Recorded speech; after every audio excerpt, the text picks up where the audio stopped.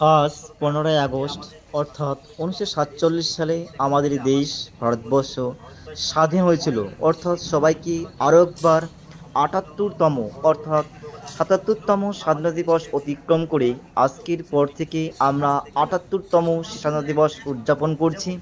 আর এই উদযাপনে যে সমস্ত ব্যক্তিবর্গ বা মহান মনীষী যাদের বুকে রক্ত দেওয়া এই স্বাধীন ভারতবর্ষে আমরা আজকে স্বাধীনভাবে বসবাস করতে পারছি, তাদের নামগুলো না বললে হয়।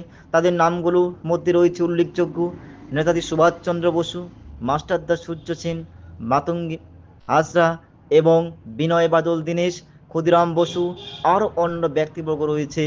তার মধ্যে আমাদের শুধু কি পুরুষগুলো এগিয়ে আসছিল না, তাদের মধ্যে সেই মহিলা দুঃসাহসী নেতৃত্ব, তারা কিন্তু এই আন্দোলনে সামিল হয়েছিল। তাদের নামগুলোও বলছি: মাতঙ্গিনী হাজরা, তারপর রয়েছে তোমাদের ঝাঁসি রানী লক্ষ্মীবাঈ। এই সমস্ত মহিলা নেতৃত্বে তারাও কিন্তু আমাদের এই ভারতবর্ষের স্বাধীনতার আন্দোলনে কিন্তু তারা ঝাঁপিয়ে পড়েছিল।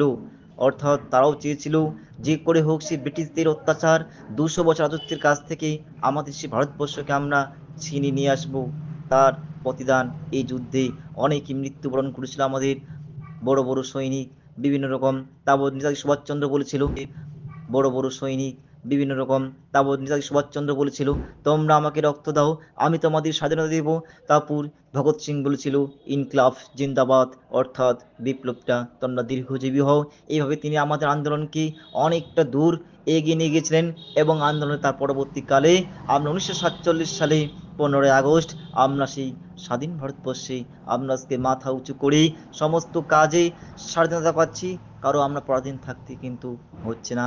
এইভাবে আস্তে আস্তে আস্তে আস্তে আমাদের দেশকে স্বাধীন হয়ে আমরা কিন্তু আজকে স্বাধীন ভারতবর্ষে 78তম স্বাধীনতা দিবসে আমরা পা রাখলাম। তো সবাইকে আরো একবার স্বাধীনতা দিবসের 78তম স্বাধীনতা দিবসের অনেক অনেক শুভেচ্ছা।